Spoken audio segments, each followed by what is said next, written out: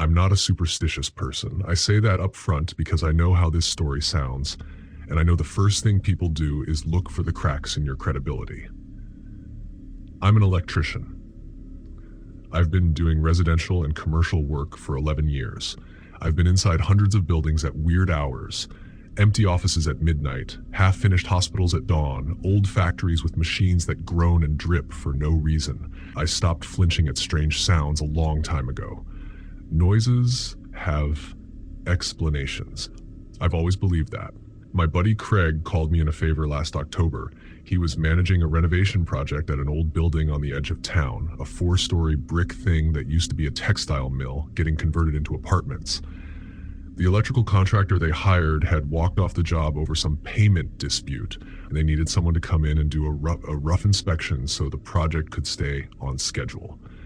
Craig knew I could eyeball the work fast, and he promised to compensate me on top of what he owed me from a poker night 2 summers ago. So, I said yes. The plan was simple. I'd show up Tuesday evening after the workers had cleared out, do a walkthrough of floors 2 and 3, take notes on what needed to be corrected, and be home by 10. Craig gave me the key code to the side entrance and told me the site foreman, a guy named Eddie, had already been notified I was coming. The building would be empty, just me and a clipboard. I got there around 7:15. The parking lot was empty except for a parked pickup truck near the dumpster, which I assumed belonged to whoever had done cleanup. The side entrance code worked fine.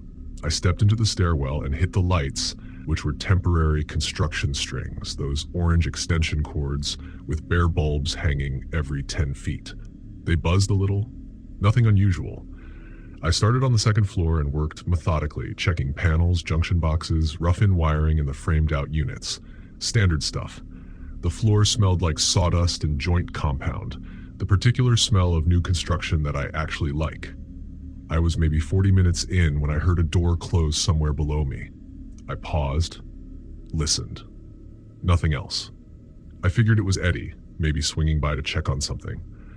Or the building settling. Old brick structures do that, especially when the temperature drops in the evening and the materials contract.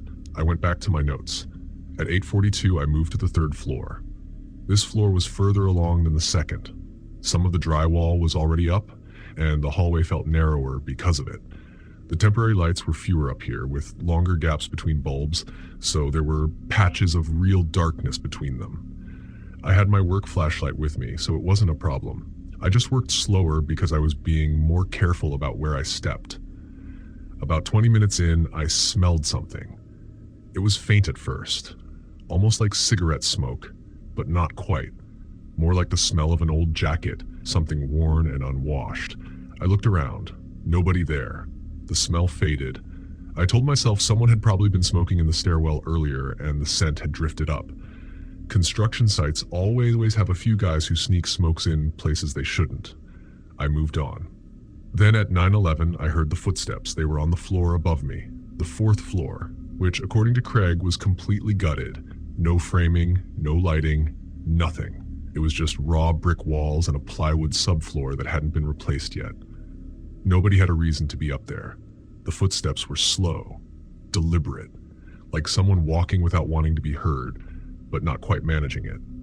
They moved from one side of the building to the other. I tracked the sound across the ceiling and then stopped. I stood very still for a moment. My first thought, I'll be honest, was that it was a squatter. Buildings like this, mid-renovation, sometimes have people who slip in through unsecured windows or gaps in the construction fencing. It's not uncommon. My second thought was that I didn't particularly want to run into one alone in a half-dark building at 9 at night with no cell signal, which I'd noticed when I first arrived. The site was in a dead zone. I decided I'd do the responsible thing, finish the 3rd floor, pack up, and tell Craig on the way out that he might want to have someone check the 4th floor for unauthorized entry. That was the reasonable call. I know. I didn't do the reasonable thing. I told myself I wanted to confirm it was nothing before I sent Craig into a panic. I also told myself it was probably just pigeons or the plywood flexing or some other mundane thing I'd feel stupid for mentioning. So, I took my flashlight and I went up. The fourth floor stairwell door was stiff, swollen from humidity, the way old wood gets. I had to put my shoulder into it. When it opened, I swept my flashlight across the space. It was exactly what Craig had described. Wide open floor, raw brick on all sides, bare bulbs strung along one wall that weren't connected to anything yet. No walls, no doors, no framing, nowhere to hide, nowhere to go. Except the far end of the floor had a freight elevator shaft, the old kind, no longer operational, with a manual gate that was padlocked closed, and the padlock was on the floor. Not broken, not cut, just sitting on the floor in front of the gate, open, like someone had used a key. The gate itself was still closed, but not latched. When I pushed it, it swung. I shone my flashlight down the shaft. Dark. Maybe 4 stories of dark, with the old elevator car sitting at the bottom, visible as a dim shape far below. I couldn't see anything. I couldn't hear anything. I stood there for about 10 seconds. Then I closed the gate, picked up the padlock so I could give it to Craig, and walked. Not ran. Walked back to the stairwell. I finished my notes in the parking lot in my truck with the doors locked. I called Craig from the road once I had signal. Told him about the padlock. He was quiet for a second, then said, "Eddie didn't go up there today. He had a doctor's appointment and left at 3. He said the padlock had been checked that morning. It was locked." I gave him the padlock. He filed an incident report with the site's security company and had a walkthrough done the next day. They found nothing. No one hiding, no sign of forced entry anywhere in the building, no explanation for how the padlock had been opened. The pickup truck that had been in the lot when I arrived was gone when I left. Nobody claimed it. Craig asked all the contractors. Nobody knew whose it was. I finished the inspection report from my notes and sent it to Craig by email. I haven't been back to that building. That's not me being dramatic, I just didn't have a reason to go back. But I'll tell you, I still think about those footsteps. Slow, deliberate, wall to wall, something that didn't want to be heard but knew exactly where I was.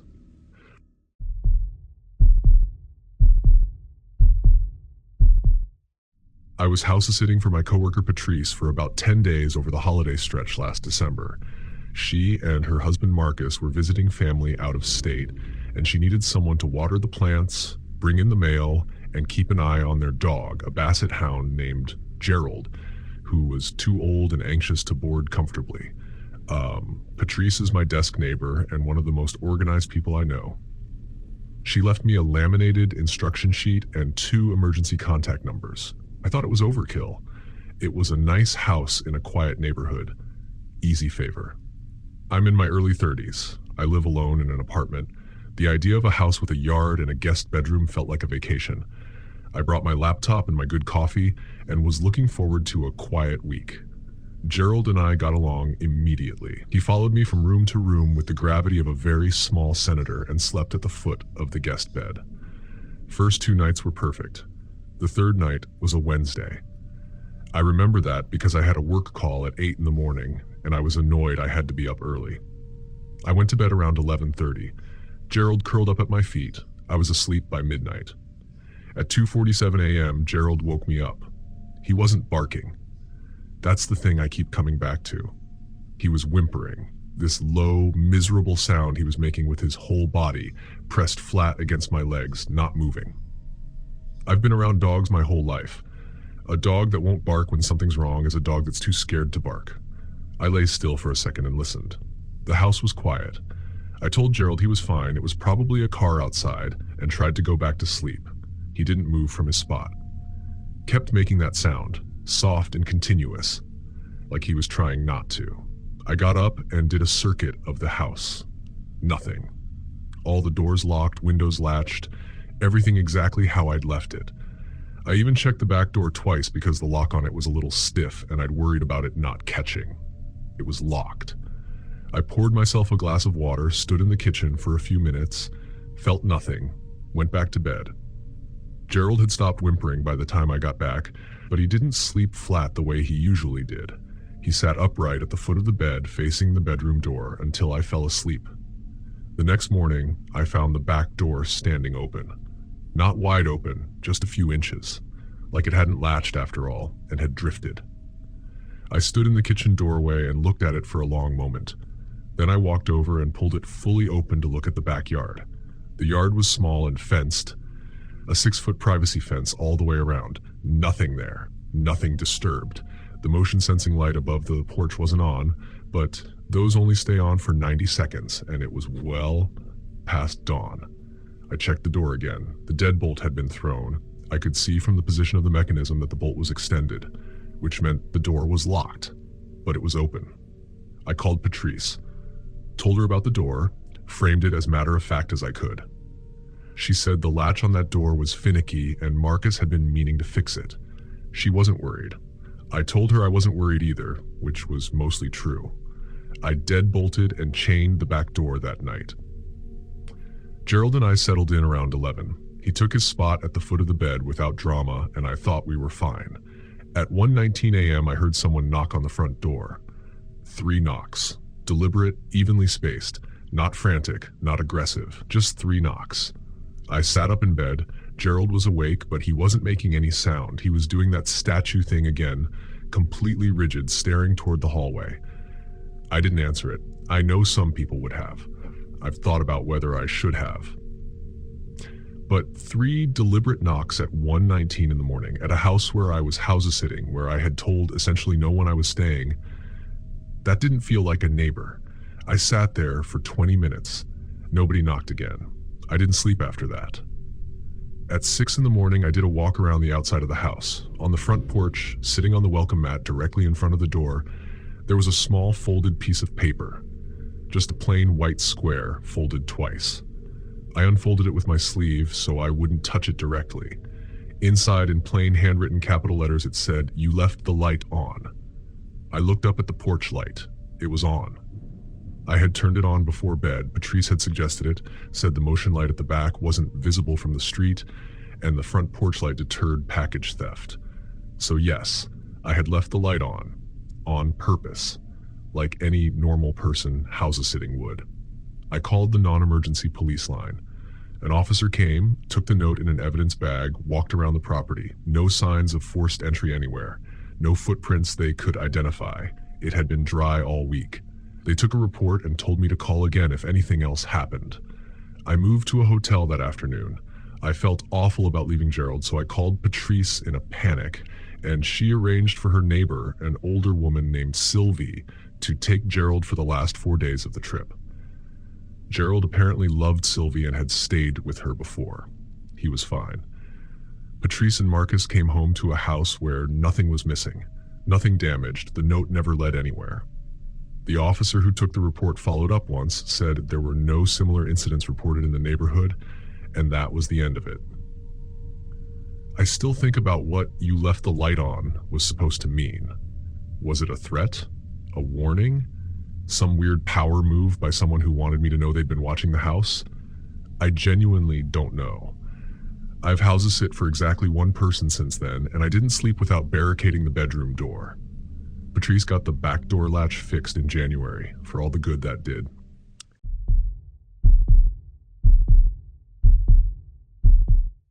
This happened when I was 26, working a closing shift at a distribution warehouse on the south side of the city. I don't drive, never have, just never got around to it, and then it stopped seeming worth it. So I took the bus everywhere. For that job, it meant a 12:40 a.m. bus from a stop about 3 blocks from the warehouse, then a transfer downtown, then another bus to my neighborhood. An hour and change total most nights. I'd done that commute probably 300 times. I'm not a nervous person on public transit. I grew up in the city. I know how to read a car, how to read a platform, who to avoid, when to move. I've never had a real problem. I mention this not to sound tough, but because it's relevant. I don't scare easy on transit, and I know the difference between a bad feeling and an actual situation. The night of March 6th, I remember the exact date because I'd just gotten my schedule for the following month, and I was annoyed about it. I got to the 12:40 stop and there was one other person waiting. A man, mid-40s maybe, wearing a gray zip-up jacket, standing at the far end of the shelter with his hands in his pockets, not on his phone, not reading anything, just standing. I positioned myself at the near end of the shelter, the way you do. We didn't make eye contact. The bus came, we both got on. He sat in the back, I sat in the middle, aisle seat, facing forward. Two other people on the bus, a woman with grocery bags near the front, and a teenager with headphones near the middle door. I rode that bus for about 14 minutes to the downtown transfer point. When I got off, the man in the gray jacket got off. That happens. The downtown hub is a common transfer point. I didn't think anything of it. I went inside to wait for the 108 connection. I found a seat inside the terminal near a group of 3 or 4 other people waiting. The man came in, looked around, and sat on the far side of the space, not near the group, not near me, but angled so that he was facing my general direction. He was still not on a phone, still not doing anything, just sitting. I started paying attention. I watched him without looking like I was watching him. He didn't look at a departure board. He didn't check a watch. He didn't talk to anyone or fidget or look bored the way people waiting for a bus normally do. He just sat, and every time I shifted or moved, his head moved slightly, just slightly, like he was keeping track. I decided I was being paranoid. It had been a long shift. The guy was probably just tired and zoned out. The 108 came. I got on. I took the window seat in the middle section and watched the doors from the reflection in the glass. He got on. There were maybe 12 people on this bus. He could have sat anywhere. He walked to about 6 rows behind me and sat in the aisle seat on my side of the bus, meaning he had a direct line of sight to me without having to turn his head. I felt my stomach drop. I had 7 stops to my neighborhood. I pulled out my phone and texted my roommate at the time, a guy named Owen, and told him I was on the way home but asked him to stay up. He said okay without asking questions, which I appreciated. At the 4th stop, 2 other people got off and now there were fewer than 10 of us on the bus. At the 5th stop, 2 stops from mine, I stood up and moved toward the front exit like I was getting off early. I wanted to see what he would do. He stood up. I sat back down and said loudly to the driver, "Sorry, wrong stop," which was probably the most transparently frightened thing I've ever said in my life. The driver didn't react. The man in the gray jacket sat back down. I got off at my actual stop. He got off. My stop at 1:30 in the morning was a corner with a closed laundromat and a bar that had its lights off. Nobody else around. I turned and walked fast toward my building, 4 blocks away. I didn't run because something in me didn't want to give him that. I kept my phone in my hand and called Owen and told him to buzz me in immediately. I could hear footsteps behind me, about half a block back. Owen buzzed me in. I got inside into the elevator up to our floor. I stood in our apartment doorway and texted Owen, "Don't open the door for anyone." I looked out the peephole for 20 minutes. Nobody came to the floor. When I went down to check the mail the next afternoon, the lobby camera, a small thing mounted near the entrance, had been turned. Not broken, not missing, just rotated on its bracket so it was pointing at the wall. I went to the building manager. She said it had been fine at inspection 2 weeks earlier. She filed a maintenance note. I filed a police report for the suspicious follow. The officer was courteous, but honest. No crime had been committed that he could document. He told me to note the description if anything happened again. Nothing happened again. At least not that I know of. I switched my shift at the warehouse 2 weeks later and changed my commute time. I still take the bus. But I always sit facing the door now, and I always text someone when I'm on my way home, no matter how late it is. It's been over 5 years. I still don't fully know if that man was following me or if I was just frightened and reading into coincidence. I think about the camera, though. The camera that was pointing at the wall. That part I can't explain away.